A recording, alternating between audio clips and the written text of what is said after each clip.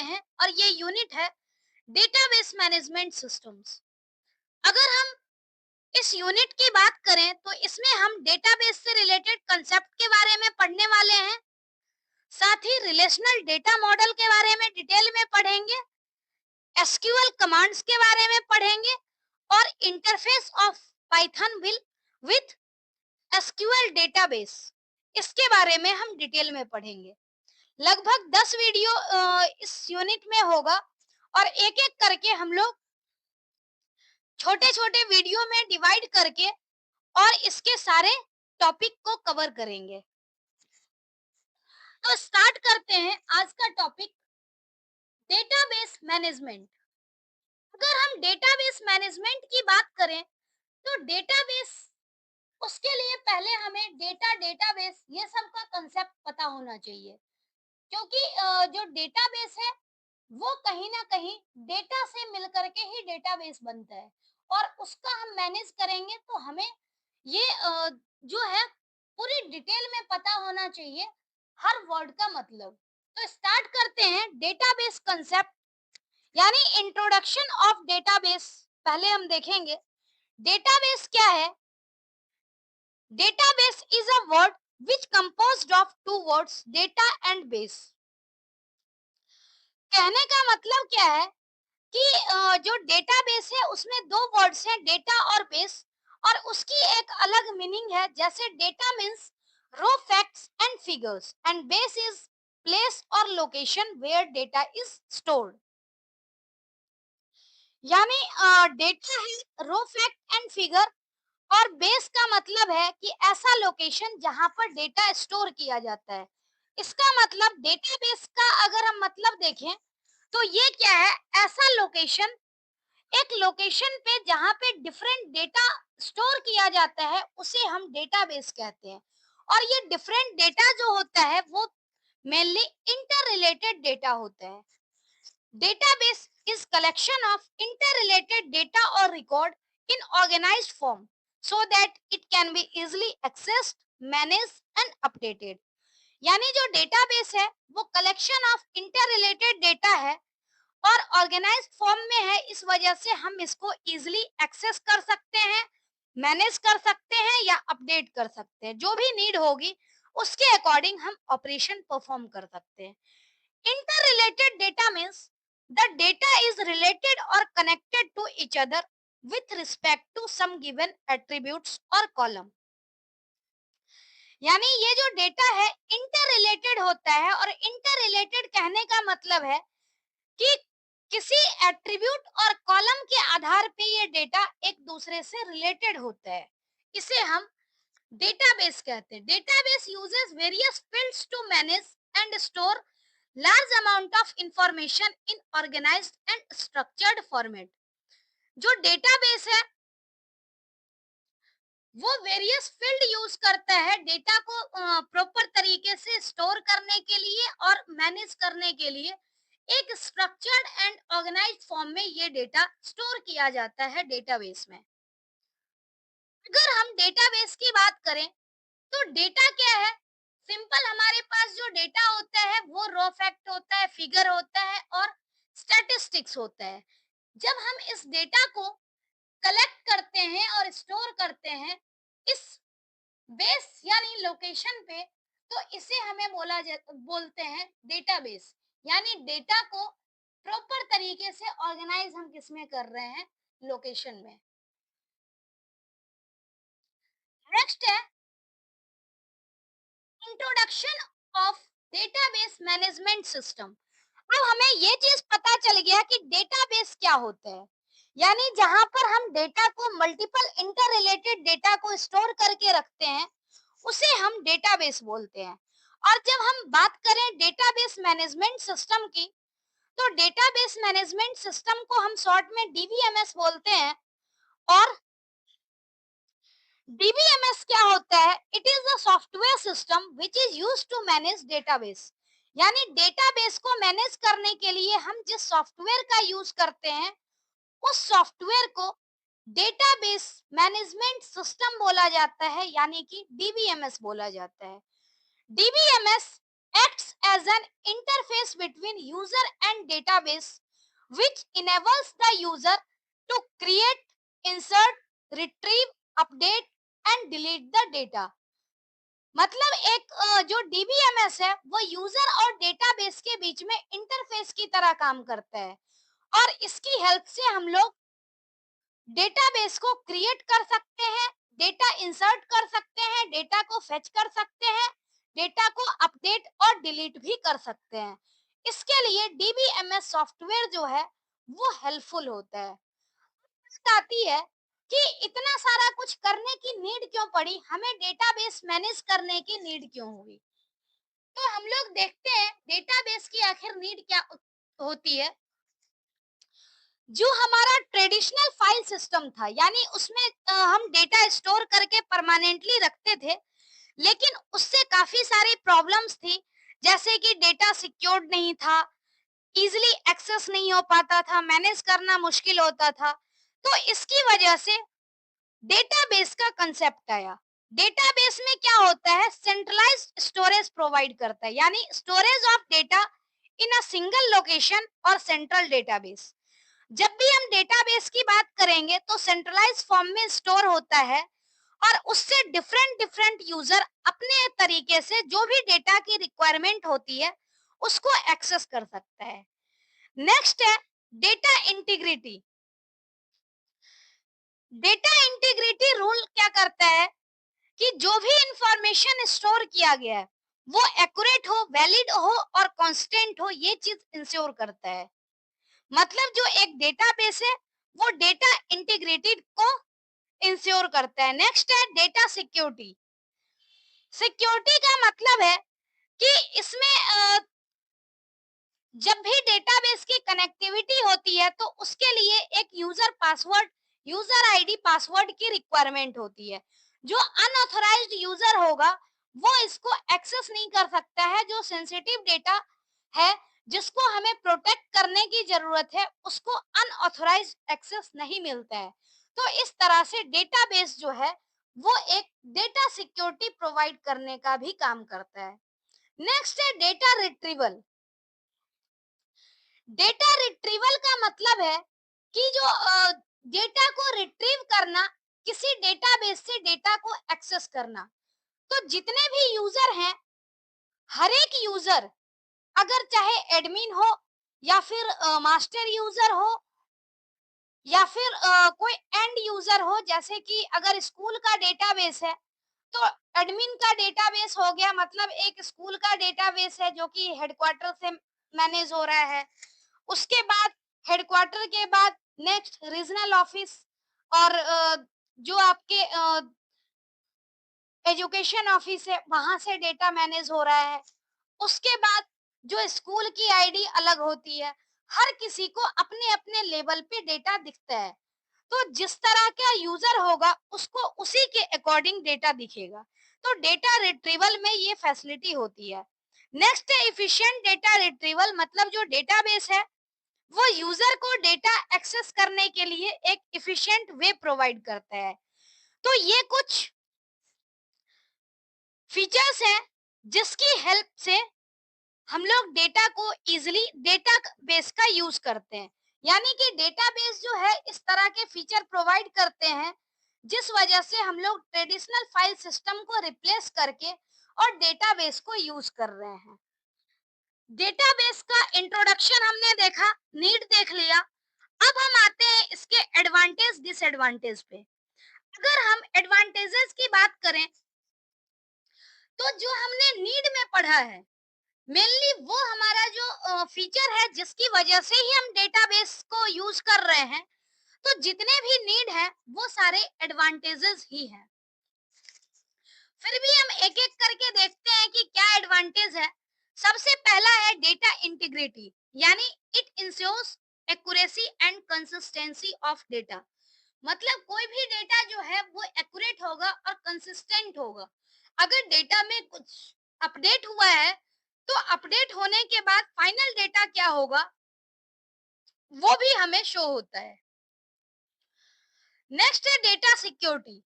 Data security का मतलब है कि डिफरेंट यूजर के पास डिफरेंट टाइप का एक्सेस होता है, जिसकी हेल्प से जो सेंसिटिव डेटा है वो एक्सेस नहीं कर पाता, जिसको राइट होता है सिर्फ वही यूजर एक्सेस कर सकता है। इफिशिएंट डेटा मैनेजमेंट का मतलब है it facilitates storing, retrieving and managing large amount of data. यानी हम लोग डेटाबेस की हेल्प से लार्ज अमाउंट ऑफ डेटा को इफिशिएंटली मैनेज कर सकते हैं। तो ये एडवांटेजेस है। ये भी एक नेक्स्ट एडवांटेज हो गया डेटाबेस का। नेक्स्ट है रिड्यूस डेटा रिडंडेंसी। अब जैसे क्या है कि कई बार हम लोग डेटा को स्टोर करते हैं, तो मैन्युअली जब स्टोर करते हैं उस केस में क्या होता है, डिफरेंट डिफरेंट लोकेशन पे सेम डेटा ही स्टोर हो जाता है।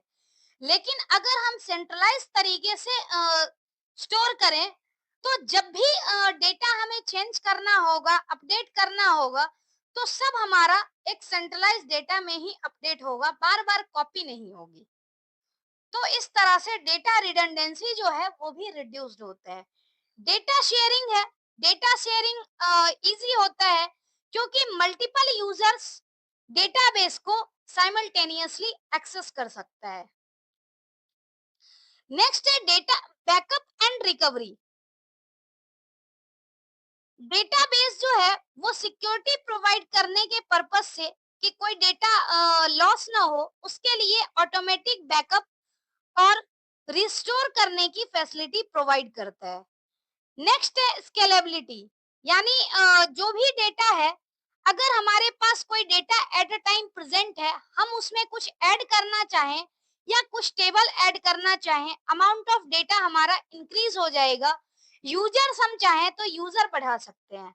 तो इस तरह से जो डेटाबेस है वो स्केलेबल भी है। नेक्स्ट है फ्लेक्सिबल। फ्लेक्सिबिलिटी ये इंश्योर करता है कि डेटाबेस को हम इजीली अपडेट और मेंटेन कर सकते हैं अदर डेटा को डिस्टर्ब किए बिना। तो ये कुछ जो एडवांटेजेस हैं वो डेटाबेस के एडवांटेजेस हैं।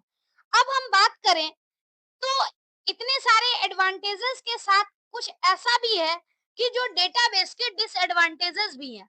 हर चीज सिर्फ अच्छा नहीं होता, कई बार निगेटिव वे में भी होता है। तो हमें इसका डिसएडवांटेज भी पता होना चाहिए।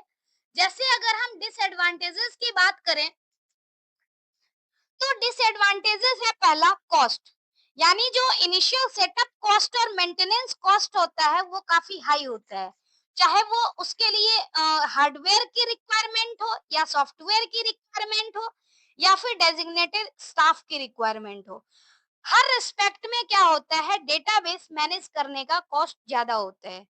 नेक्स्ट है कम्प्लेक्सिटी। कम्प्लेक्सिटी यानी कि जो नॉर्मल लोग इसको यूज नहीं कर सकता, डिजाइन नहीं कर सकता, जो प्रोफेशनल्स होते हैं वही इसको डिजाइन और मैनेज कर सकते हैं, क्यों ये डेटा काफी कम्प्लेक्स होता है।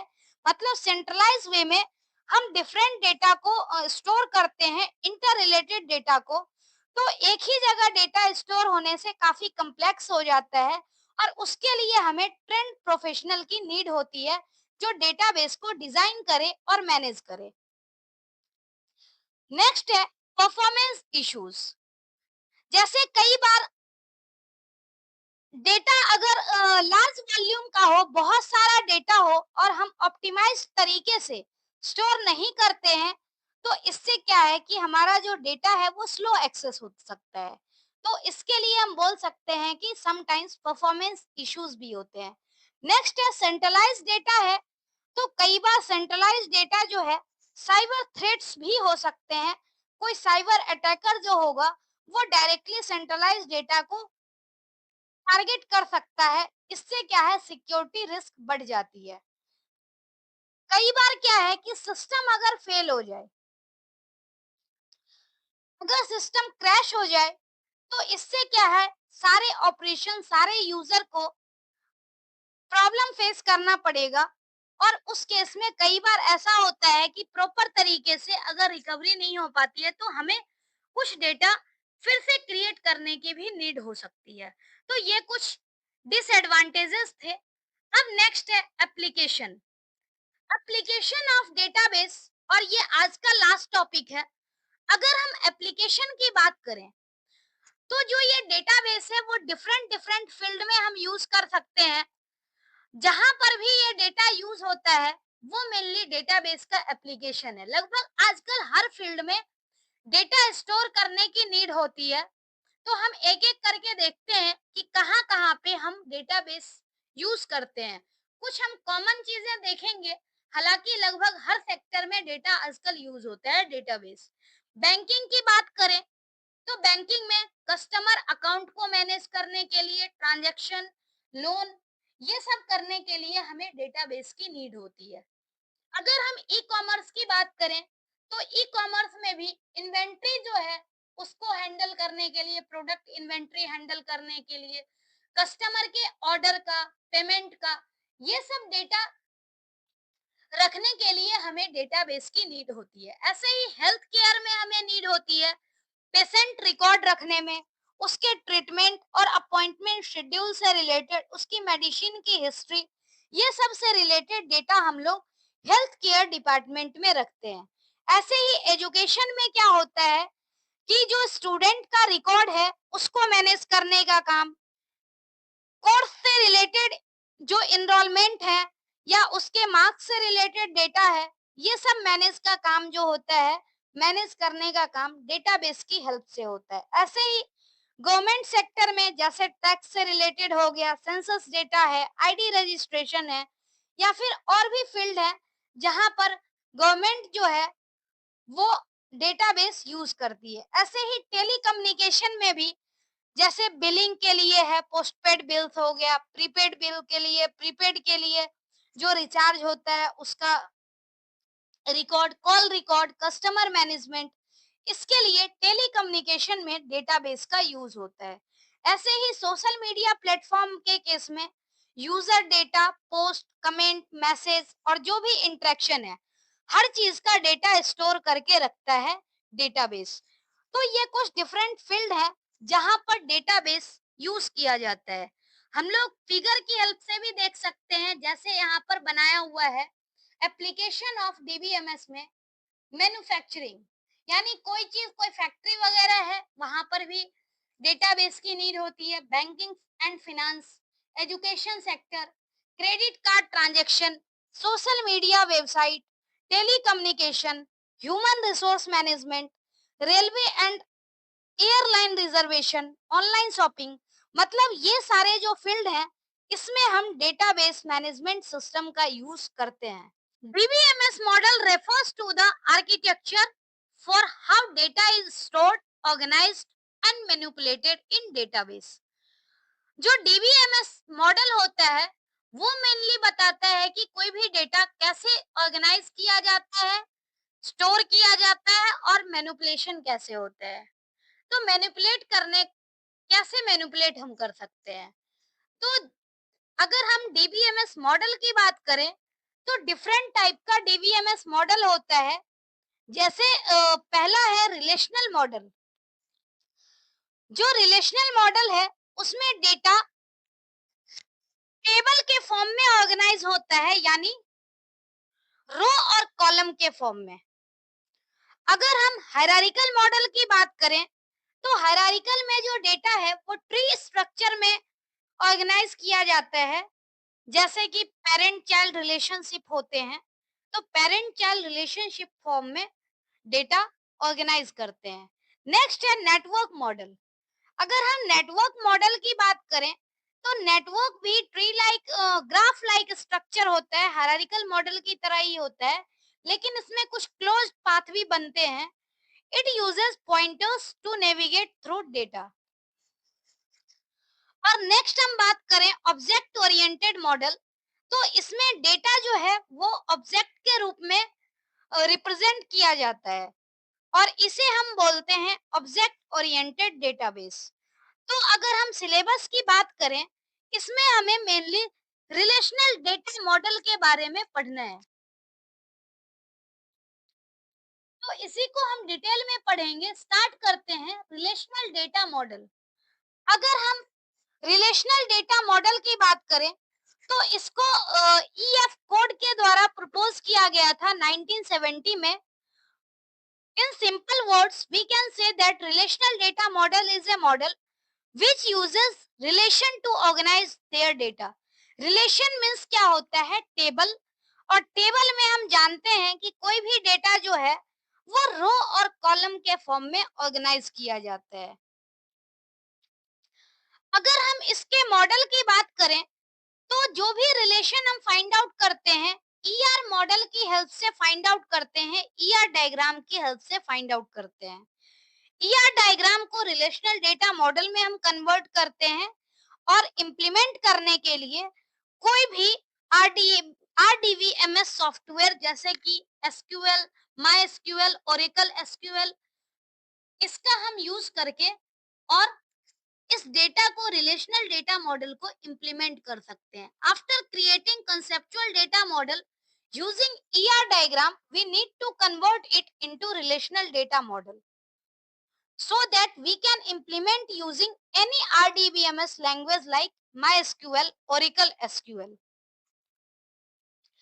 कहने का मतलब क्या है कि रिलेशनल डेटा मॉडल में भी डिफरेंट लॉजिक का हमें पढ़ना होता है, डिफरेंट रिलेशन के बारे में पढ़ना होता है और उसके लिए हम ईआर मॉडल को जानेंगे। एंटिटी रिलेशनशिप मॉडल क्या होते हैं?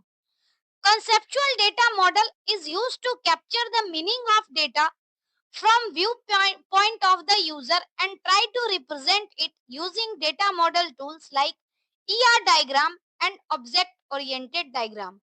कहने का मतलब कि कोई भी डेटा को जब हम रिप्रेजेंट करते हैं तो पहला काम तो होता है डेटा को कैप्चर करना। उसके बाद जो हम यूजर को दिखाते हैं तो यूजर को दिखाने के लिए डिफरेंट डेटा मॉडल टूल हम यूज कर सकते हैं। उसमें से एक इम्पोर्टेंट टूल है ईआर डायग्राम और इसकी हेल्प से हम लोग क्या करते हैं, जो रिलेशन है उसको हम लोग रिप्रेजेंट कर सकते हैं। ईआर मॉडल की अगर हम बात करें तो ER stands for entity relationship model.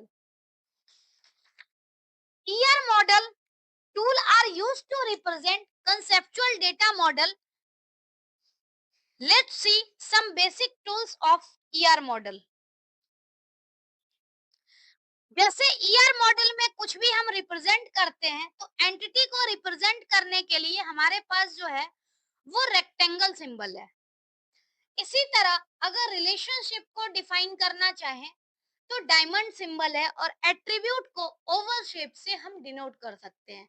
Entity यानी कोई भी रियल वर्ल्ड ऑब्जेक्ट जिसको हम एंटिटी बोलते हैं, जैसे कि कोई पर्सन, प्लेस, ऑब्जेक्ट और इवेंट, इसको हमें एंटिटी का बोलना होता है। नेक्स्ट है रिलेशनशिप। रिलेशनशिप क्या है कि टू और मोर एंटिटी के बीच में जो भी रिलेशन है, जो इंटरकनेक्शन है, उसको शो करने के लिए रिलेशनशिप का यूज करते हैं और ये डायमंड शेप से डिनोट किया जाता है। नेक्स्ट है एट्रीब्यूट यानी कि प्रॉपर्टी, मतलब किसी एंटिटी की या रिलेशनशिप टाइप की जो प्रॉपर्टी है उसको डिनोट करने के लिए हम लोग ओवल शेप का यूज करते हैं। तो ये एक छोटा सा सिर्फ कंसेप्ट था कि ईआर डायग्राम क्या होता है। जो भी रिलेशन होते हैं उसको हम रिलेशन को ईआर डायग्राम की हेल्प से रिप्रेजेंट कर सकते हैं। नेक्स्ट है अगर हम रिलेशनल मॉडल की बात करें तो रिलेशनल मॉडल में कुछ डिफरेंट टर्म है जिसका हमें नॉलेज होना चाहिए। तो पहला टर्म है रिलेशन यानी कि table. Relation is also known as table and a table is the collection of related data and information in the form of row and column. यानी रो और कॉलम के फॉर्म में डेटा रिप्रेजेंट करते हैं, इसको हम लोग कहते हैं table. Relation is composed of row and columns. Row and column के फॉर्म में किसी भी हम रिलेशन को रिप्रेजेंट करते हैं। नेक्स्ट टर्म है रो, टपल और रिकॉर्ड। यानी कोई भी हमारे पास टेबल है, उस टेबल में डेटा रो और कॉलम के फॉर्म में होगा। तो रो का दूसरा नाम जो है वो है टपल और एक और नाम है record. Row represents horizontal form of table relation. Row is also known as tuple or record. कहने का मतलब कि जैसे यहाँ पर एक टेबल है, तो इस टेबल को अगर हमें रिप्रेजेंट करना होगा, तो इस टेबल में ये जो हेडर है, ये हॉरिजेंटल रो को इसको हम क्या कहते हैं? ये हमारा रो है, टपल है और रिकॉर्ड है।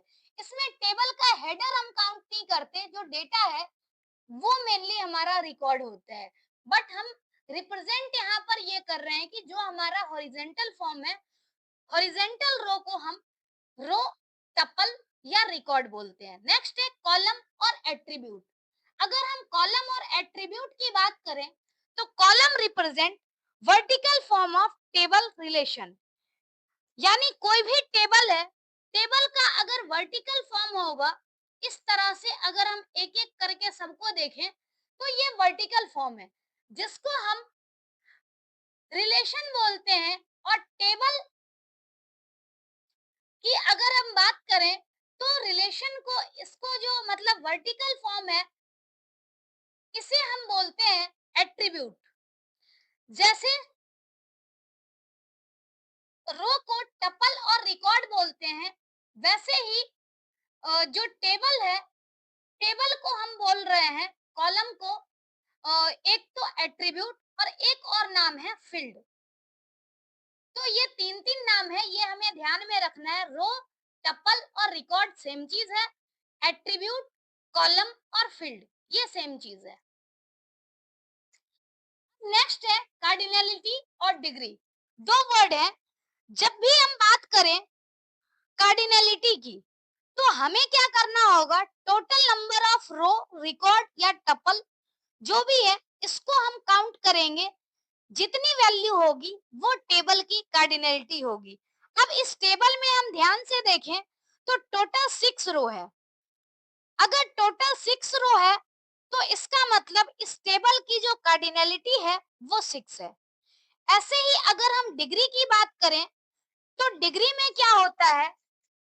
जो पर्टिकुलर कॉलम है, तो नंबर ऑफ कॉलम यहाँ पर दिए हुए हैं, किसी भी टेबल के नंबर ऑफ कॉलम्स को जब हम काउंट करते हैं, तो इसे बोला जाता है डिग्री। तो ये कुछ टर्म थे जो कि रिलेशनल डेटा मॉडल से रिलेटेड था। अब नेक्स्ट टर्म हम पढ़ेंगे। नेक्स्ट टर्म है डोमेन। जैसा कि हम देख रहे हैं कि हर एक कॉलम के अंदर सेम टाइप की वैल्यू है। जैसे रोल नंबर में है तो सारी वैल्यू न्यूमेरिक है, नेम में सारा स्ट्रिंग टाइप का जिसको हम वैरचर बोलते हैं ऐसी वैल्यू है, क्लास में न्यूमेरिक वैल्यू है, सब्जेक्ट में भी वैरचर टाइप का है। आखिर वैसे हम ये डेटा टाइप जब पढ़ेंगे, तो इसका टाइप और अच्छे से क्लियर होगा। तो डोमेन क्या है? डोमेन मेनली है सेट ऑफ पॉसिबल वैल्यूज और रेंज ऑफ वैलिड वैल्यू, या फिर set of all unique value that N attribute can hold. मतलब एक कॉलम में जो भी सेट ऑफ पॉसिबल वैल्यू है, इसको हम लोग बोलते हैं domain. A domain of database is set of atomic value, यानी जिसको हम फर्दर डिस्ट्रीब्यूट नहीं कर सकते। एक पार्टिकुलर कॉलम का जो एटॉमिक वैल्यू होता है, सेट ऑफ पॉसिबल वैल्यू होता है, उसको हम बोलते हैं डोमेन। जैसे अगर हम बात करें, तो ये हमारे पास टेबल है। इस टेबल में सीरियल नंबर में क्या है? जितने भी रोल नंबर्स हैं, वो रोल नंबर्स हम यहाँ पर लिखते हैं, और रोल नंबर सारे ही न्यूमेरिक टाइप के हैं। अगर हम नेम की बात करते हैं, तो इस कॉलम में जितना भी होगा सब नेम ही होगा। एड्रेस की अगर हम एड्रेस की बात करते हैं, तो इसमें सारा एड्रेस ही होगा। जेंडर में क्या है? एम या एफ होगा, या फिर टी भी हो सकता है ट्रांसजेंडर के केस में। ऐसे ही अगर हम स्टेटस की बात करें, तो अनमैरिड, मैरिड, विडो, डाइवोर्स, इस तरह से डिफरेंट यहाँ पर वैल्यू हो सकते हैं। मतलब जितने कॉलम हैं, सारे कॉलम की एक अलग अलग वैल्यू है, और वो सिमिलर टाइप के वैल्यू को ही सिर्फ होल्ड कर सकता है। इसका मतलब क्या है? कि ये सिमिलर टाइप की वैल्यू इस पर्टिकुलर कॉलम का डोमेन हो गया। तो ये कुछ टर्म थे जो हमने रिलेशनल डेटा मॉडल के बारे में देखा, और ये बेसिक कंसेप्ट था रिलेशनल डेटा मॉडल का। अब नेक्स्ट टॉपिक हम पढ़ेंगे data types in SQL. Data types क्या होता है कि कोई पर्टिकुलर कॉलम जिसमें डिफरेंट टाइप का डेटा, यानी किस टाइप का डेटा होल्ड करेगा, वो मेनली डेटा टाइप बताता है। अगर हम डेटा टाइप की बात करें तो जैसे एक कॉलम है, एक कॉलम में कुछ खास वैल्यू ही है जो कि परमिटेड होता है। हर एक कॉलम में डिफरेंट डिफरेंट टाइप की वैल्यू परमिटेड होती है, और उस परमिटेड वैल्यू के टाइप को हम बोलते हैं डेटा टाइप। हर एक कॉलम का अपना नाम होता है और एसोसिएटेड डेटा टाइप होते हैं। जब कभी भी हम लोग कोई टेबल क्रिएट करते हैं तो टेबल क्रिएट करने में हमें कॉलम क्रिएट करना होता है और उससे एसोसिएटेड डेटा टाइप हमें लिखना होता है। अगर हम डेटा टाइप की बात करें तो एसक्यूएल में डिफरेंट टाइप का डेटा टाइप है, जैसे न्यूमेरिक। न्यूमेरिक डेटा टाइप में हमारे पास वैल्यू है इंटीजर, फ्लोट, और एक है डेसिमल और न्यूमेरिक। अगर हम इंटीजर की बात करें तो बिना पॉइंट वाली सारी वैल्यू इंटीजर में आएगी। फ्लोट के केस में क्या है, फ्लोटिंग पॉइंट नंबर, जिसको हम पाइथन प्रोग्रामिंग लैंग्वेज में फ्लोट बोलते हैं। लेकिन यहाँ पर अगर हम देखें तो हमारे पास और भी वैल्यू है जिसमें हम फ्लोटिंग पॉइंट नंबर को रिप्रेजेंट कर सकते हैं, जैसे कि डेसिमल वैल्यू और न्यूमेरिक। तो इस तरह से क्या है कि हम न्यूमेरिक डेटा टाइप को रिप्रेजेंट कर सकते हैं। अगर कैरेक्टर को रिप्रेजेंट करना हो तो कैरेक्टर के लिए क्या है, अगर हम कैर यूज करते हैं तो फिक्स्ड लेंथ कैरेक्टर वाली स्ट्रिंग जो होगी, मतलब कोई भी स्ट्रिंग को हम डिनोट कर सकते हैं, लेकिन इसमें क्या है कि लेंथ इसका फिक्स होगा और इसमें मेमोरी वेस्टेज ज्यादा होती है। अगर वेरचर की बात करते हैं तो वेरिएबल लेंथ कैरेक्टर हम इसमें स्टोर कर सकते हैं, और जैसे मान लेते हैं कि हमने साइज डिफाइन कर दिया 20, तो वेरचर के केस में 20 में अगर मान लो कि हमने 10 ही यूज किया तो 10 हमारा दूसरे डेटा को स्टोर करने के काम आ जाएगा। लेकिन कैर में ऐसा नहीं होता, कैर में लेंथ फिक्स हो गई, तो इसका मतलब क्या है कि उतनी मेमोरी स्पेस असाइन हो जाएगी और डेटा जो मेमोरी है वो वेस्ट होगा। नेक्स्ट टेक्स्ट टाइप है, ये भी क्या है, वेरिएबल लेंथ कैरेक्टर है और इसमें स्पेसिफाई नहीं करते हम लोग लेंथ को। Next date and time type. अगर डेट की बात करें, डेट सिर्फ डेट को डिफाइन करने के लिए हम यूज करते हैं, टाइम में सिर्फ टाइम को डिफाइन करते हैं, और डेट टाइम और टाइम स्टैम्प नाम का डेटा टाइप अगर होगा तो उसमें डेट और टाइम दोनों कंबाइंड रूप से हम डिफाइन करते हैं। अगर अदर डेटा टाइप की हम बात करें तो एक नल वैल्यू होता है, नल डेटा टाइप, जो कि मिसिंग वैल्यू, अननोन वैल्यू या फिर एम्प्टी वैल्यू को रिप्रेजेंट करता है। ऐसे ही एक एनम डेटा टाइप होता है जो कि set of pre defined value को डिनोट करता है। तो ये कुछ कॉमनली यूज डेटा टाइप हैं जो कि हम लोग एसक्यूएल में यूज करते हैं।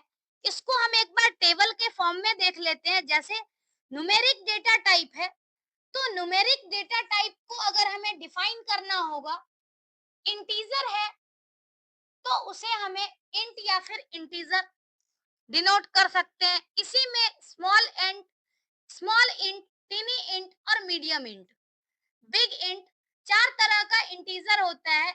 इसकी हेल्प से हम क्या कर सकते हैं, डिफरेंट डिफरेंट रेंज का डेटा यहाँ पर डिफाइन करते हैं। लेकिन क्या है कि इसमें हमें बहुत ज्यादा हेडेक लेने की जरूरत नहीं है।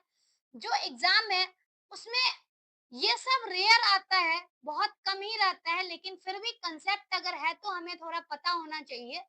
बट इंटीजर ज्यादा यूज होता है। ऐसे ही फ्लोट के केस में क्या है, फ्लोट उसके बाद फ्लोट के ब्रैकेट में हम लिखते हैं साइज, और दूसरा डी जो है वो number of digit after decimal. तो इस तरह से हम न्यूमेरिक डेटा को रिप्रेजेंट कर सकते हैं।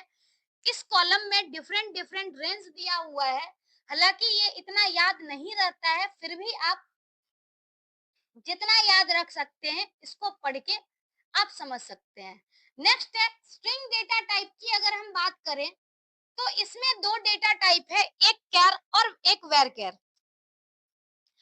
अगर हम कैर की बात करें तो कैर में फिक्स साइज होता है, और जो भी हम डिफाइन करते हैं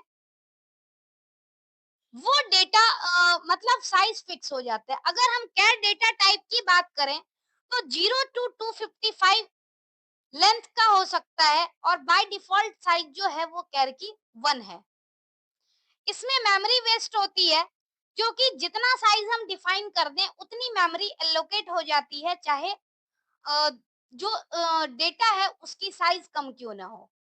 लेकिन वेरकेर में क्या है, वेरकेर की रेंज होती है 0 to 65535, और ये वेरिएबल लेंथ में यूज होता है। जब भी हम लोग डिफाइन करते हैं तो उस टाइम में मैक्सिमम साइज देते हैं।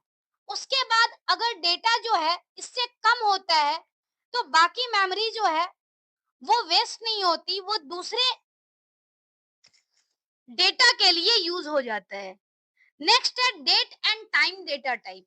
Date and time data type में क्या है कि अगर हम डेट को डिफाइन करें तो डेट का फॉर्मेट कुछ इस तरह से होता है, 4 डिजिट में ईयर, उसके बाद मंथ, उसके बाद डेट। और अगर टाइम की बात करते हैं तो टाइम जो है वो 2 डिजिट में आवर, मंथ और सेकेंड, इस तरह से सपोर्ट करता है। तो जो भी फॉर्मेट है उसका हमें ध्यान में रखना है। अगर हम फॉर्मेट यूज नहीं करते हैं तो एग्जाम में गलतियां होती है, तो हमें फॉर्मेट पता होना चाहिए ताकि फॉर्मेट के हिसाब से ही हम आउटपुट भी लिख सकें। तो ये था एसक्यूएल डेटा टाइप के बारे में। अब आज का लास्ट टॉपिक है कीज। अगर हम कीज की बात करते हैं तो डेटाबेस में जो की है वो किसी भी कॉलम को यूनिकली आइडेंटिफाई करने के लिए काम आता है। जैसे इन डेटाबेस की is column which is used to fetch, extract और retrieve row in a table। मतलब इस की का यूज करके हम लोग क्या कर सकते हैं, किसी भी डेटा को फेच कर सकते हैं। और we can say that keys are used to uniquely identify records in a table through column or combination of column। अगर हम की बात करें तो की हेल्प से क्या होता है कि हम लोग किसी भी कॉलम को या कॉम्बिनेशन ऑफ कॉलम को यूनिकली आइडेंटिफाई कर सकते हैं। To extract any particular row from a table we need a key attribute which can contain unique value. यानी जब भी हमें किसी पार्टिकुलर रो को एक्सेस करना होगा तो उसके लिए हमें यूनिक वैल्यू की नीड होती है, और वो यूनिक वैल्यू को हम की कहते हैं। जैसे यहाँ पर हम इस टेबल को कंसीडर करते हैं, इस टेबल में वैल्यू दिया हुआ है डिफरेंट डिफरेंट वैल्यू। सबसे पहले अगर हम टेबल को देखें तो इस टेबल में टोटल 4 कॉलम है, एम्प्लॉय आईडी, नेम, एड्रेस और जेंडर। टेबल का नाम है एम्प्लॉय। अगर हम बात करें तो एक टेबल के अंदर अगर प्राइमरी की हो तो प्राइमरी की हमेशा एक होता है, लेकिन कैंडिडेट की मल्टीपल हो सकते हैं। यानी ऐसी की, ऐसा कॉलम जो यूनिक हो और प्राइमरी की बनने के लिए एलिजिबल हो उसे हम कैंडिडेट की बोलते हैं। प्राइमरी की क्या होता है, जिसकी वैल्यू यूनिक हो और नॉट नल हो। एक एक करके हम की के बारे में पढ़ते हैं। पहला कंसेप्ट है प्राइमरी की का। प्राइमरी की क्या होता है, प्राइमरी की is a unique identifier which identify unique record in a particular table. It must contain unique value for each record, and primary key attribute cannot be null. A table can have only one primary key. अब इस table को हम ध्यान से देखें तो table के अंदर जितने भी हैं लगभग हर एक डेटा जो है वो यूनिक है, और ये यूनिक है। जैसे कॉलम, इस कॉलम की बात करें, नेम कॉलम की, तो ये भी क्या है, इसमें भी लगभग वैल्यू जो होती है वो यूनिक होती है। हम लोग यूनिकली आइडेंटिफाई कर सकते हैं इसकी हेल्प से। तो ये हमारा कैंडिडेट की हो सकता है।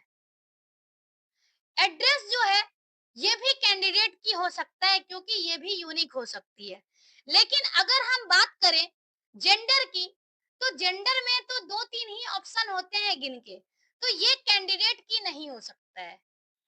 मतलब अगर हम कैंडिडेट की बात करें, तो कैंडिडेट की नहीं हो सकता है। नेम कैंडिडेट की हो सकते हैं, एड्रेस कैंडिडेट की हो सकते हैं, और एम्प्लॉय आईडी भी कैंडिडेट की हो सकता है। क्योंकि इसमें जो वैल्यू है वो ज्यादातर वैल्यू जो है वो यूनिकली आइडेंटिफाई होने वाली वैल्यू है।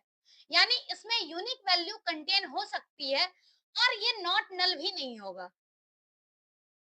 क्योंकि जब भी एम्प्लॉय आईडी होगी तो कुछ ना कुछ नाम होगा, एड्रेस होगा। अब इस केस में क्या है कि जितना भी कॉलम यूनिक वैल्यू होल्ड कर सकता है, वो सारे ही कैंडिडेट की के लिए एलिजिबल हैं, यूनिकली आइडेंटिफाई होता है। अगर हम कैंडिडेट की में से एक की को कंसीडर कर लें जो कि प्राइमरी की बनने के लिए एलिजिबल हो, मतलब उसमें सारी वैल्यू यूनिक हो।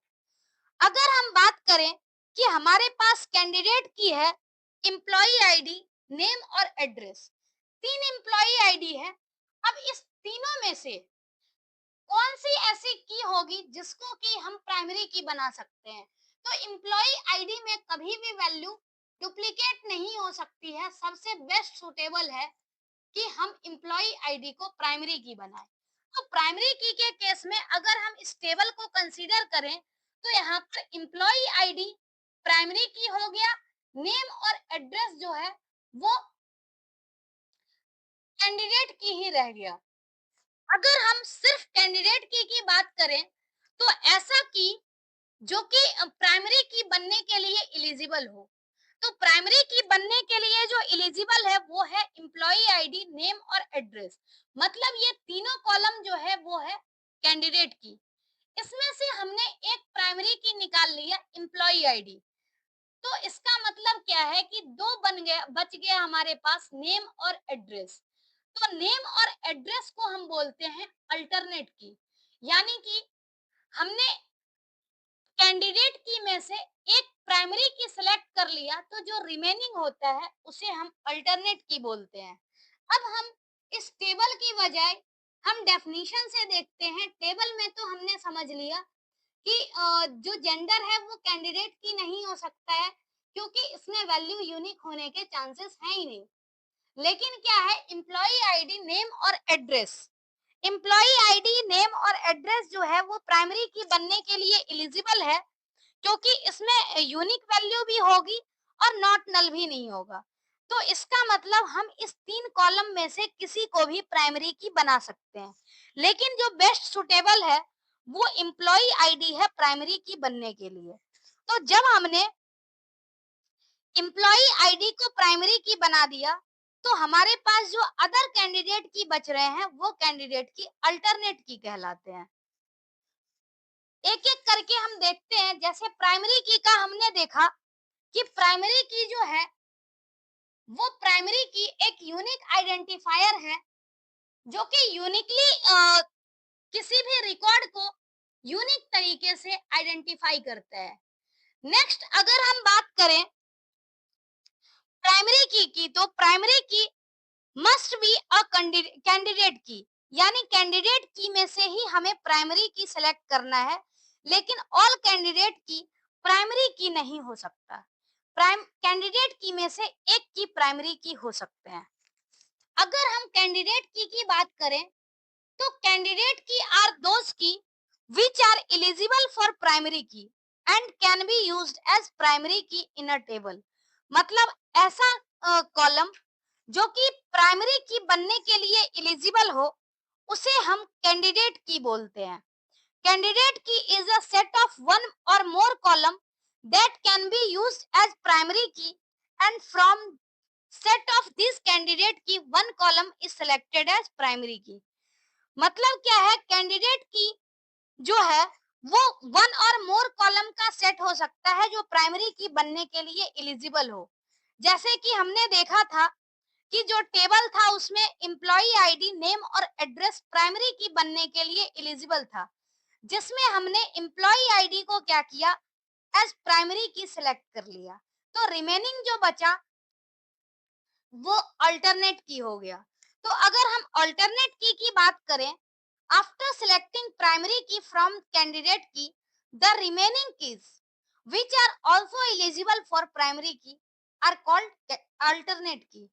यानी हमने कैंडिडेट की सिलेक्ट किए, कैंडिडेट की में से एक की हमने साइड कर लिया प्राइमरी की बनाने के लिए, तो जो रिमेनिंग बचे वो अल्टरनेट की बचे। तो एक और इम्पोर्टेंट की है फॉरेन की। फॉरेन की क्या होता है, इट इज द कॉलम और group of column in a table that provides a link between two table. मतलब जब भी हम दो टेबल की बात करेंगे, दो टेबल लिंक करने की बात करेंगे, तो उस केस में फॉरेन की का कंसेप्ट आता है। मतलब फॉरेन की जो है वो दो टेबल के बीच में रिलेशन एस्टेब्लिश करने का काम करता है। अगर हम बात करें इस डायग्राम की, तो इस डायग्राम में एक टेबल है स्टूडेंट आईडी, नेम, जेंडर और कोर्स आईडी। दूसरे में क्या है, कोर्स आईडी और कोर्स नेम। यानी कि पहला जो टेबल है उसकी प्राइमरी की तो कोई और है, स्टूडेंट आईडी को हम जनरली प्राइमरी की इस केस में लेंगे, क्योंकि कोर्स आईडी यहाँ पर क्या है, डिफरेंट हो सक सेम भी हो सकती है मल्टीपल स्टूडेंट की, तो ये यूनिक नहीं हो सकता। प्राइमरी की हमारी स्टूडेंट आईडी हो गई इस केस में, पहले टेबल के केस में। अगर हम दूसरे टेबल की बात करें, तो दूसरे टेबल के केस में क्या है कि हमारी जो प्राइमरी की है वो कोर्स आईडी है। तो कहने का मतलब एक टेबल के अंदर एक सिंपल कॉलम जो है जिसमें यूनिक डेटा है उसको हम यूनिकली आइडेंटिफाई कर सकते हैं, वो दूसरे कॉलम में टेबल में प्राइमरी की तरह ट्रीट हो रहा है। तो इसका मतलब क्या है कि ये कॉमन कॉलम है जो कि एक टेबल में प्राइमरी की तरह ट्रीट हो रहा है, तो दूसरे टेबल में ये फॉरेन की तरह ट्रीट किया जाएगा। मतलब इस दोनों टेबल में जो कॉलम कॉमन कॉलम है ये हमारा जो है ये फॉरेन की और प्राइमरी की के कंसेप्ट को होल्ड करेगा। It is an attribute whose value can be derived from primary key of some another table। जैसे क्या है, जो फॉरेन की है यहाँ पर, फॉरेन की को हम जब डिराइव करते हैं तो अनदर टेबल की प्राइमरी की से इस फॉरेन की का रिलेशन एस्टेब्लिश कर सकते हैं। इसमें एक कंसेप्ट आता है, एक छोटा सा टर्म है रेफरेंशियल इंटीग्रिटी का।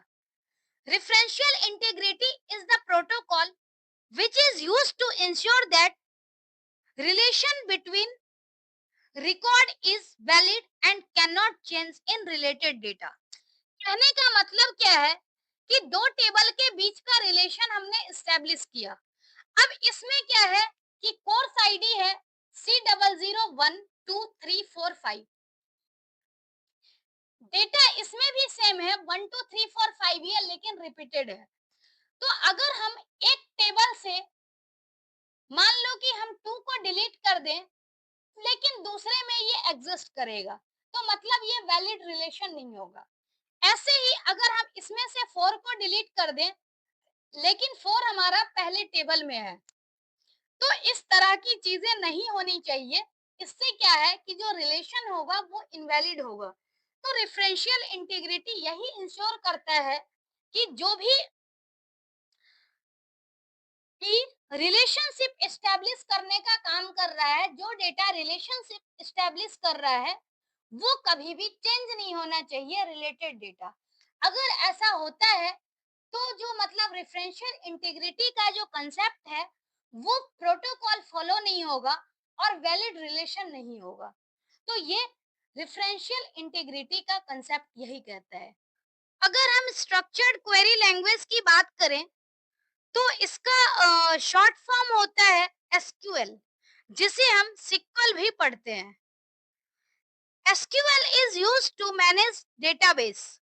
अगर हम डेटाबेस मैनेज करने की बात करते हैं तो उस केस में हमें स्ट्रक्चर्ड क्वेरी लैंग्वेज का यूज करना होता है। अगर हम एसक्यूएल की बात करें तो ये 1970 में आईबीएम लैब में डेवलप किया गया था और एनसी का यानी अमेरिकन नेशनल स्टैंडर्ड इंस्टीट्यूट का स्टैंडर्ड बना 1986 में। SQL is a query language, it is not a database system.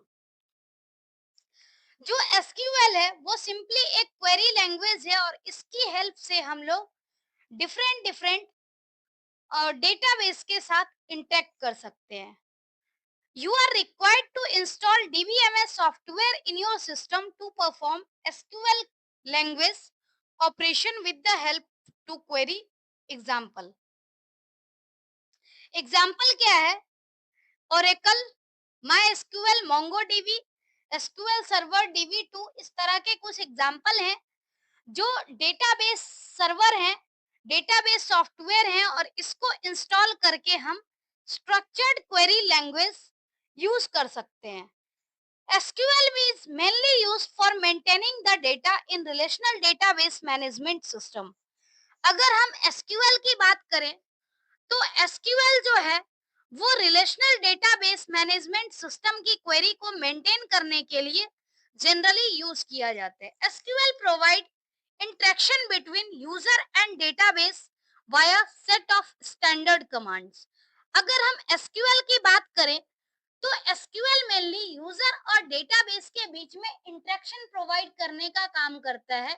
यानी जो भी सेट एसक्यूएल का कमांड है इसकी हेल्प से हम डेटाबेस के साथ इंटरेक्ट कर पाते हैं। अगर हम सिंपल लैंग्वेज में देखें तो जो हमारा एसक्यूएल लैंग्वेज है वो यूजर को डेटाबेस के साथ कम्युनिकेट करने के लिए एक लैंग्वेज प्रोवाइड करता है।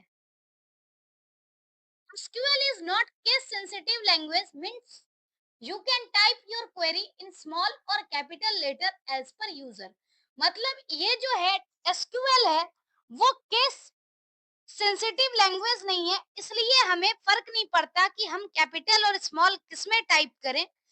हमें जिसमें मर्जी हम उस लैंग्वेज का यूज करके उस पर्टिकुलर कैपिटल या स्मॉल लेटर का यूज करके हम टाइप कर सकते हैं।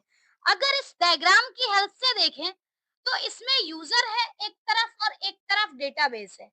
अब यूजर और डेटाबेस की इंटरेक्टिविटी तो ऐसे नहीं हो सकती है, तो उस केस में क्या है, जो एसक्यूएल है वो यूजर और डेटाबेस के बीच में इंटरेक्ट करने के लिए हमें हेल्प करता है। एसक्यूएल लैंग्वेज की हेल्प से यूजर डेटाबेस के साथ इंटरेक्ट कर सकता है। तो ये मेन चीज है एसक्यूएल इंट्रोडक्शन के बारे में जो हमें पता होना चाहिए। हमेशा ये चीज ध्यान में रखना है कि एसक्यूएल जो है वो एक क्वेरी लैंग्वेज है, डेटाबेस सिस्टम नहीं है। और इस क्वेरी लैंग्वेज की हेल्प से हम डेटाबेस के साथ इंटरेक्ट कर सकते हैं। नेक्स्ट है, you may right comments in SQL using double hyphen.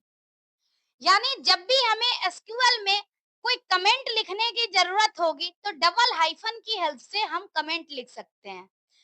Comment generally क्या होता है, एक ऐसा स्टेटमेंट होता है जो कहीं पर एग्जीक्यूट नहीं करता, सिर्फ यूजर को हेल्प करता है कि यूजर कुछ अगर एडिशनल इंफॉर्मेशन देना चाहता है तो वो एडिशनल इंफॉर्मेशन प्रोवाइड करेगा डबल हाइफन यानी कि कमेंट की हेल्प से। User may get information from the database file from required query. Query is a request in the form of SQL command to retrieve information with some condition. जो query होती है, query एक तरह से request होती है और इस रिक्वेस्ट को हम एसक्यूएल कमांड का यूज करके लिखते हैं जिससे कि डेटाबेस से हम इंफॉर्मेशन रिट्रीव कर सकें।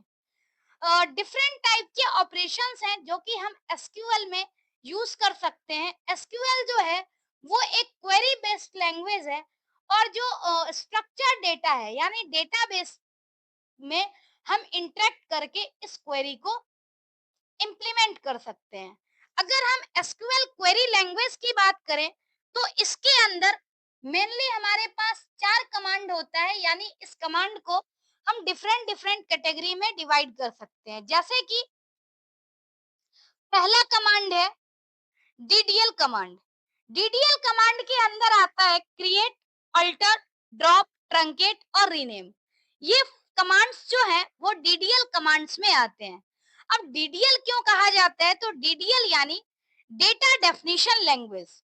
मतलब क्या है कि जब भी हमें कुछ क्रिएट करना होगा और डेटाबेस के स्ट्रक्चर में कुछ क्रिएट या चेंजेस करना होगा तो उस केस में हम डीडीएल कमांड का यूज करते हैं। यानी कि डेटा डेफिनेशन मतलब कि हमें टेबल के स्ट्रक्चर से रिलेटेड कुछ मॉडिफिकेशन करना होगा या क्रिएशन होगा तो इस केस में हम डीडीएल कमांड का यूज करते हैं। जो डीएमएल कमांड होता है, डीएमएल कमांड यानी डेटा मैनिपुलेशन लैंग्वेज। मतलब इसमें क्या है कि हम सिर्फ और सिर्फ डेटा के ऊपर काम करते हैं। यानी डेटा के ऊपर काम करना मतलब डेटा चाहे हम इंसर्ट करें, डिलीट करें, अपडेट करें, जो भी काम हम करेंगे या डेटा को फेच करें सिलेक्ट कमांड की हेल्प से, तो ये सब डीएमएल कमांड की कैटेगरी में आता है। जब टेबल के स्ट्रक्चर पे फर्क पड़ेगा तो डीडीएल कमांड होगा। अगर टेबल के सिर्फ डेटा पे फर्क पड़ेगा कमांड का तो डीएमएल कमांड होगा। नेक्स्ट कमांड है data control language. Data control language यानी डेटा को कंट्रोल करने के लिए जैसे मैंने कुछ डेटा इंसर्ट किया है उसको हमें परमानेंटली सेव करना हो तो कमिट कमांड का यूज करते हैं। तो ऐसे ही कमिट, रोलबैक और सेव पॉइंट, ये 3 कमांड है जो कि हम डीसीएल में यूज करते हैं। और टीसीएल का मतलब होता है ग्रांट ट्रांजैक्शन कंट्रोल लैंग्वेज। अगर हम ट्रांजैक्शन की बात करें तो इसमें 2 तरह का कमांड है, एक ग्रांट और एक रिवोक। यानी एक में हमें परमिशन देना होता है, जैसे हम परमिशन देंगे किसी चीज का तो ग्रांट कमांड यूज करेंगे और परमिशन टेक बैक करेंगे तो रिवोक कमांड यूज करेंगे। तो इस तरह से हम डिफरेंट एसक्यूएल कमांड्स के बारे में एक एक करके हमें डिटेल में भी पढ़ना है, लेकिन यहाँ पर हम समराइज्ड वे में देख रहे हैं कि कैसे हमारे पास डिफरेंट कैटेगरी है एसक्यूएल कमांड की। SQL perform following operation. अगर हम कलेक्टिवली देखें तो एसक्यूएल की हेल्प से हम डेटाबेस क्रिएट कर सकते हैं, टेबल क्रिएट कर सकते हैं, व्यू क्रिएट कर सकते हैं, ऐसे ही डेटा इंसर्ट हो सकता है, अपडेट हो सकता है, डिलीट कर सकते हैं, डिफरेंट क्वेरी को हम एग्जीक्यूट कर सकते हैं। यहाँ तक कि हम कुछ परमिशन भी सेट कर सकते हैं टेबल में। तो ये कुछ ऑपरेशन है जो कि हम एसक्यूएल की हेल्प से डेटाबेस में टेबल में परफॉर्म कर सकते हैं। अगर हम एसक्यूएल कमांड की बात करें तो एसक्यूएल कमांड की हमने कैटेगरी देखा, हम एसक्यूएल कमांड के बारे में भी देखेंगे। जो एसक्यूएल कमांड है, एसक्यूएल कमांड मेनली क्या होता है, predefined set of commands होता है। यानी predefined set of commands मतलब ये ऑलरेडी एसक्यूएल में डिफाइन किया गया है। Commands are basically combination of keyword and statement you want to execute.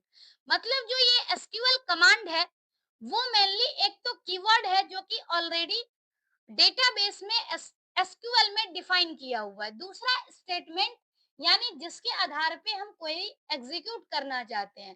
तो कॉम्बिनेशन ऑफ कीवर्ड और स्टेटमेंट जो है इसको हम एसक्यूएल कमांड कहते हैं। जो कीवर्ड है वो एक रिजर्व वर्ड है और इसकी स्पेशल मीनिंग है एसक्यूएल में।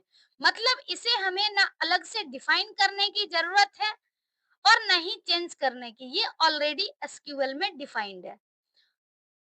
हमें जरूरत है तो सिर्फ कीवर्ड का यूज करने की नीड है, वो भी अपने पार्टिकुलर स्टेटमेंट के साथ। और कीवर्ड और स्टेटमेंट को एक साथ करके हम लोग डिफरेंट एसक्यूएल कमांड को एग्जीक्यूट कर सकते हैं। तो ये बेसिक कंसेप्ट था एसक्यूएल कमांड के बारे में। अब एक कंसेप्ट हम लोग और पढ़ेंगे, क्लॉजेस। क्लॉज क्या होता है एसक्यूएल में? Clause clauses are built-in functions which is used to deal with data inside the table that help SQL to filter and analyze data quickly। मतलब क्या है जो क्लॉजेज है, क्लॉजेज एक तरह का बिल्ट इन फंक्शन है जिसकी हेल्प से हम डेटा को डील कर सकते हैं।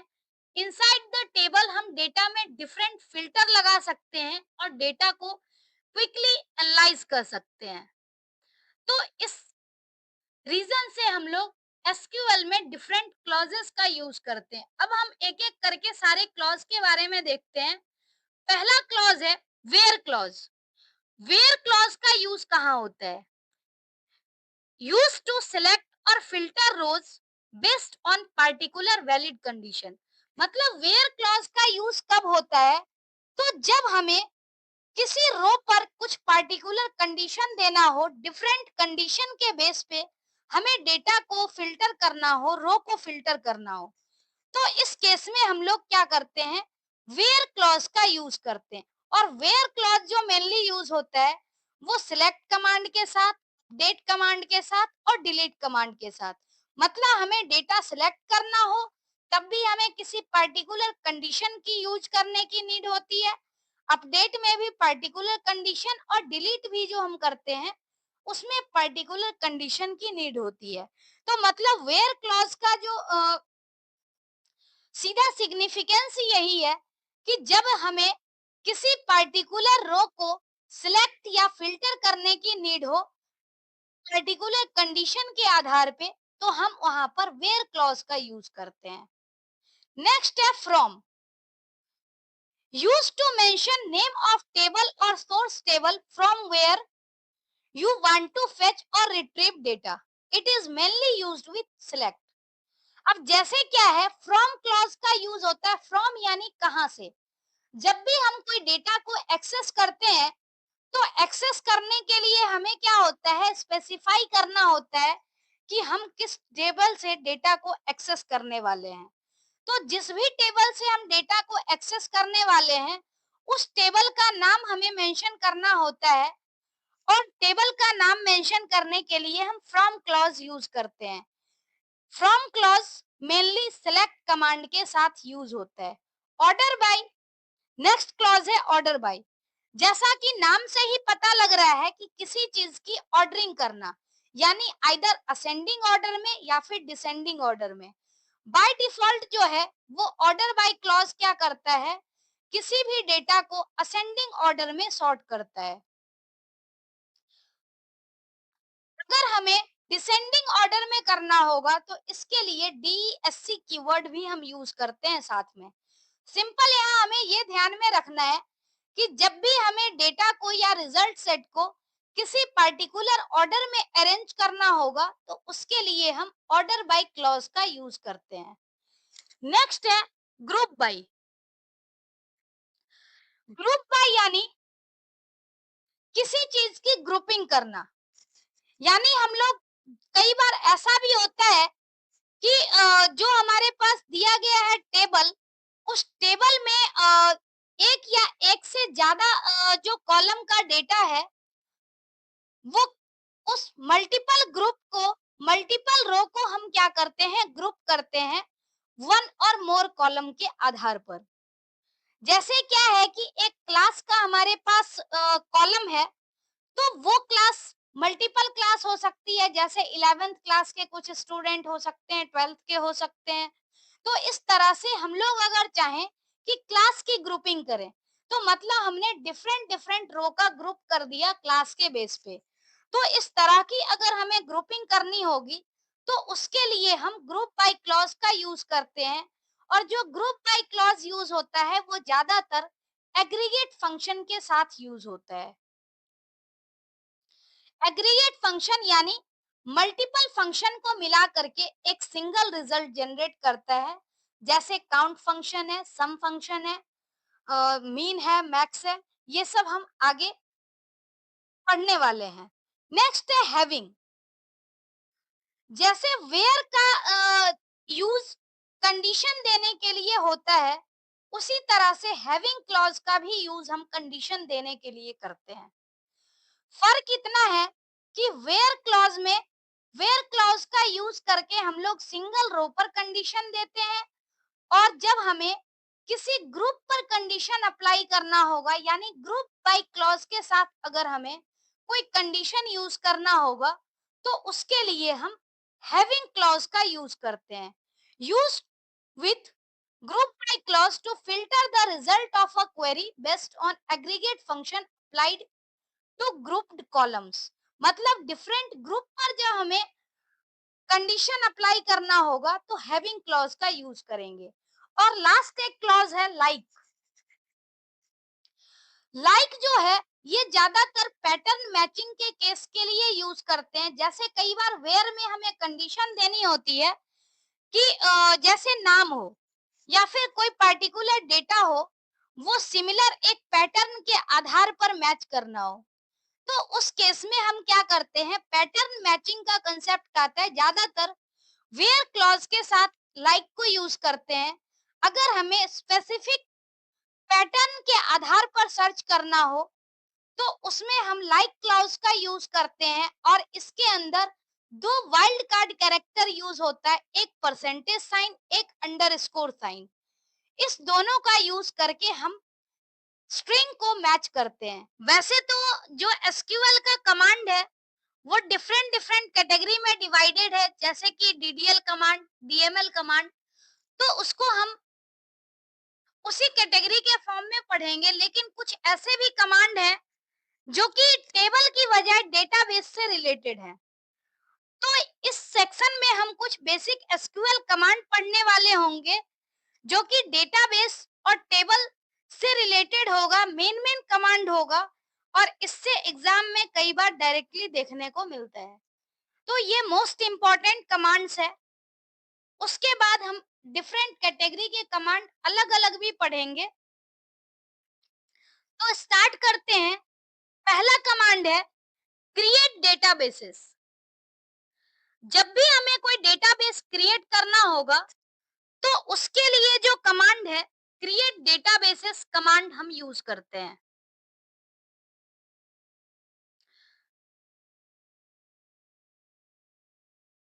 जैसे अगर हम बात करें सिंटैक्स की, तो इसका सिंटैक्स होता है क्रिएट डेटाबेस और डेटाबेस नेम।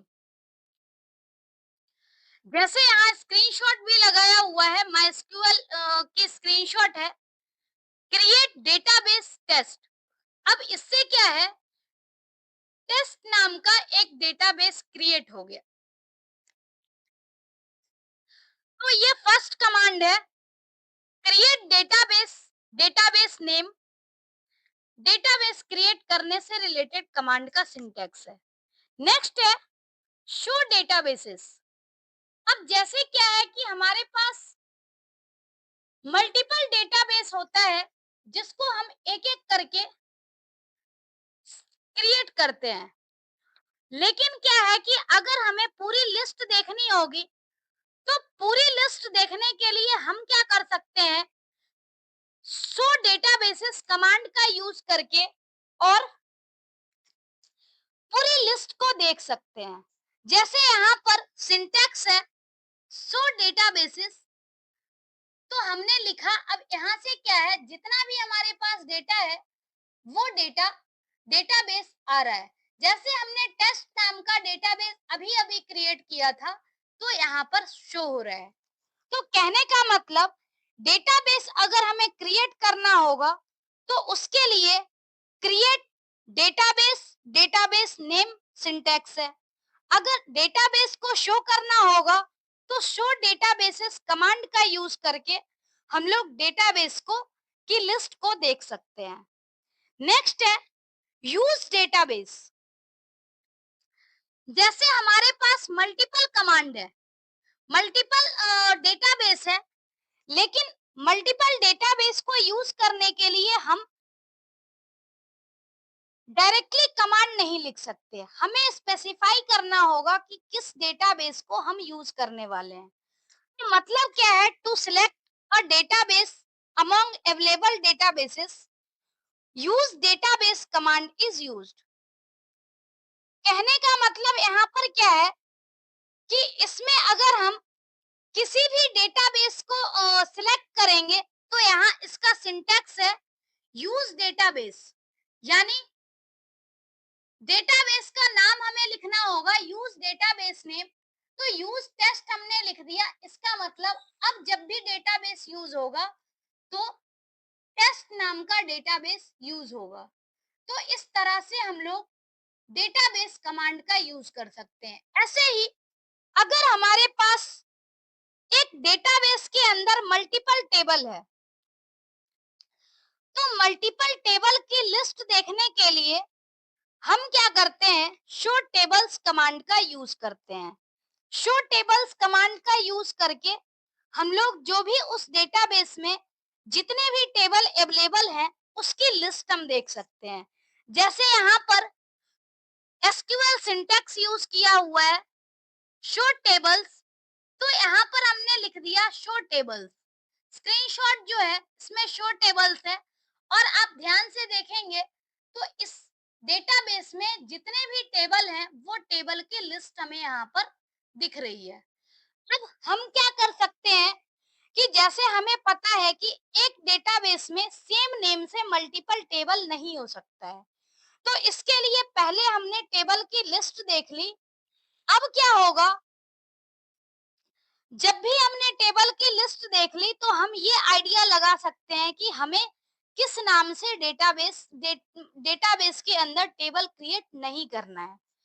तो हम उसके अकॉर्डिंग नया टेबल का नाम दे करके और टेबल क्रिएट करेंगे।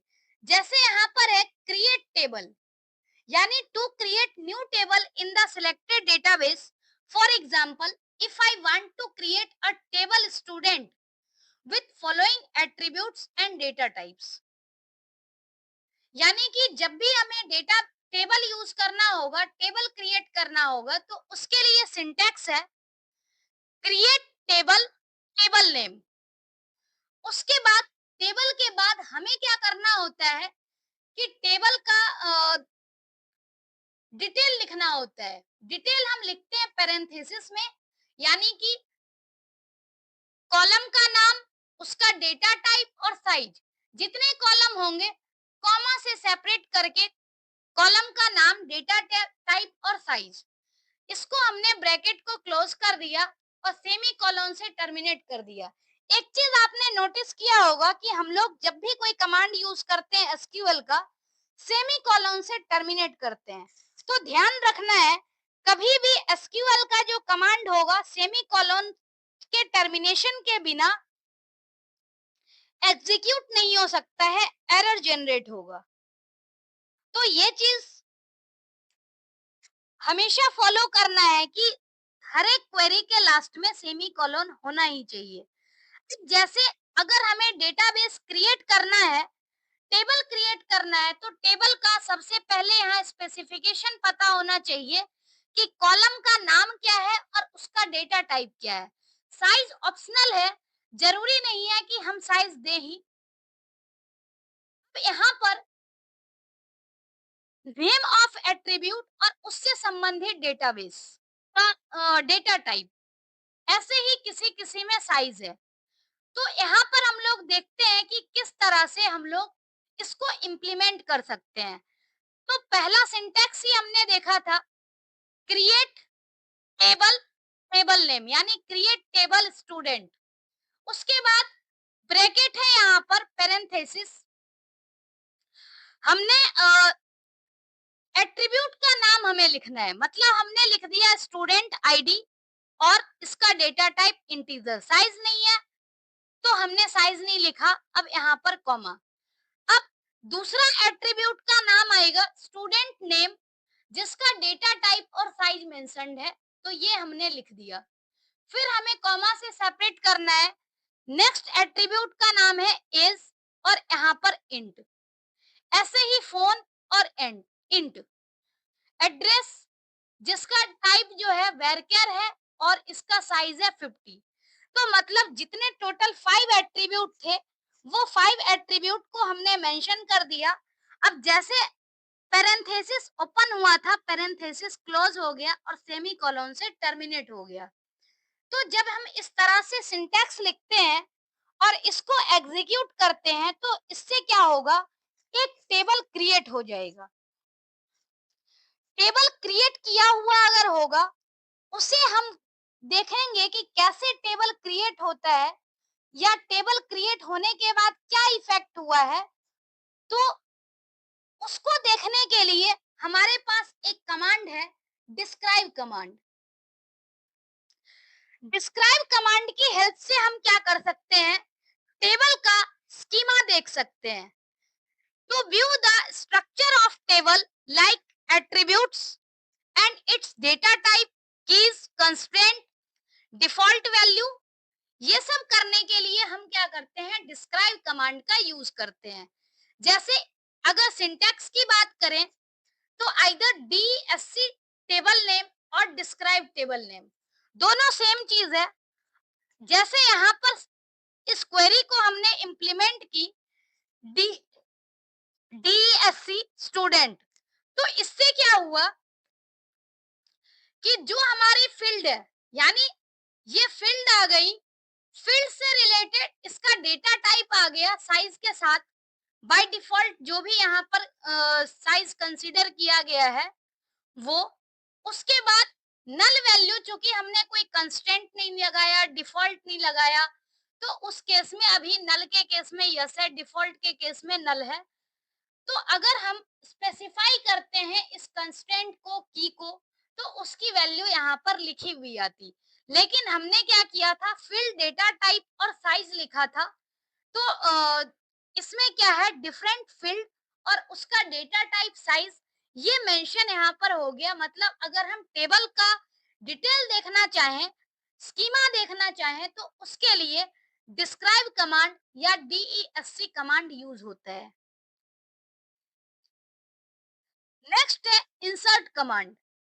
इंसर्ट कमांड की हेल्प से, हालांकि ये सारी जो इंसर्ट कमांड है, इंसर्ट सिलेक्ट, इसका हम लोग डीएमएल कमांड में भी पढ़ेंगे। लेकिन जैसे क्या है कि ये बिल्कुल बेसिक कमांड जो है सीक्वेंस में चल रहा है, कि सबसे पहला काम हमारा होता है डेटाबेस को क्रिएट करना। डेटाबेस को क्रिएट करने के बाद हमने देख लिया कि डेटाबेस क्रिएट करने के बाद क्या इफेक्ट होता है, फिर हमने उस डेटाबेस को यूज किया।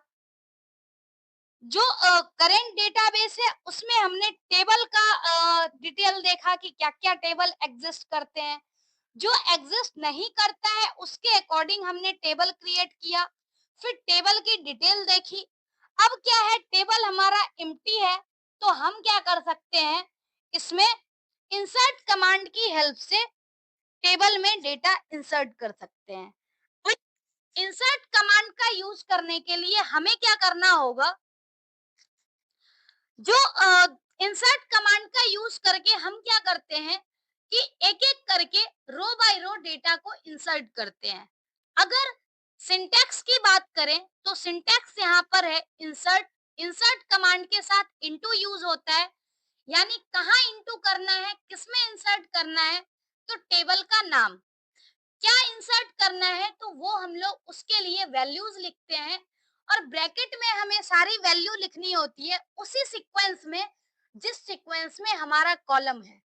ध्यान रहे, न्यूमेरिक वैल्यू है तो हमें एज इट इज लिखनी है। अगर न्यूमेरिक वैल्यू नहीं होगी तो इस केस में हमें सिंगल या डबल कोटेशन मार्क यूज करना होता है और उसके बाद पैरेंथेसिस क्लोज और फाइनली जो यहाँ पर है लास्ट में वो सेमी कॉलन। जैसे हम एग्जांपल देखें, इंसर्ट इनटू स्टूडेंट्स वैल्यूज। अब इसमें हमने क्या किया है, वन को इंसर्ट किया है, तो वन चूंकि न्यूमेरिक टाइप का है तो इससे क्या हो रहा है कि हम लोग डायरेक्टली इंसर्ट कर रहे हैं। दूसरे में क्या है, अमित, जो कि वैरकर टाइप का है, तो इसको हमने सिंगल कोटेशन मार्क में लिखा है। ऐसे ही नेक्स्ट वैल्यू जो है, नेक्स्ट वैल्यू हमने लिखी है, न्यूमेरिक वैल्यू है ये भी, मोबाइल नंबर भी न्यूमेरिक है और लास्ट में हमने लिखा है यहाँ पर दिल्ली, जो कि वेरकेट टाइप का है। तो इस तरह से हम लोग डिफरेंट डिफरेंट वैल्यू को यहाँ पर इंसर्ट कर रहे हैं। टोटल 4 रो यहाँ पर हम इंसर्ट कर रहे हैं। इसका मतलब क्या है, एक एक करके सारी वैल्यू उस टेबल में इंसर्ट हो रही है। किस टेबल में? तो स्टूडेंट नाम के टेबल में। अब जब वैल्यू इंसर्ट हुई है तो हमें दिखना भी चाहिए कि हमने क्या क्या वैल्यू इंसर्ट करी है। तो उसके लिए होता है सेलेक्ट कमांड। सेलेक्ट कमांड का जो हम यूज करते हैं to show the data of a table, select command is used. यानी जो हमने 4 स्टूडेंट की डिटेल इंसर्ट की थी वो अब हमें शो होगा और उसके लिए हम लिखते हैं select star from table name. यानी सिलेक्ट करने हैं स्टार, इसका मतलब पूरा डेटा एक्सेस होगा। फ्रॉम और टेबल नेम का मतलब है कि कौन से टेबल से हमें डेटा फेच करना है। यानी select star from table name हमने लिखा है तो सिलेक्ट स्टार फ्रॉम स्टूडेंट लिखने से स्टूडेंट टेबल में जितने कॉलम थे और जो जो डेटा हमने इंसर्ट किया है वो यहाँ आउटपुट में शो हो रहा है। टोटल 4 रो हमने इंसर्ट किया था। अब क्या है, नेक्स्ट जो कमांड होगा उसमें हम क्या कर सकते हैं कि जैसे डेटा हमने इंसर्ट किया, डेटा को सिलेक्ट कर रहे हैं तो हम देख भी सकते हैं कि हमने क्या क्या डेटा को यहाँ पर यूज किया है। बात आती है कि जब हमने यूज किया, हो सकता है कि हमारा काम हो गया है, तो इस केस में हम क्या कर सकते हैं, टेबल को परमानेंटली डिलीट भी कर सकते हैं। तो उसके लिए एक कमांड है ड्रॉप कमांड। ड्रॉप कमांड क्या करता है, टेबल के इंटायर डेटा को डिलीट कर देता है इंक्लूडिंग स्ट्रक्चर। मतलब हम अगर लिखते हैं, सिंटैक्स है इसका ड्रॉप टेबल टेबल नेम, तो इससे क्या होगा कि जब भी हम ड्रॉप करेंगे तो एक भी डेटा हमें शो नहीं होगा, इंक्लूडिंग स्ट्रक्चर डिलीट हो जाएगा।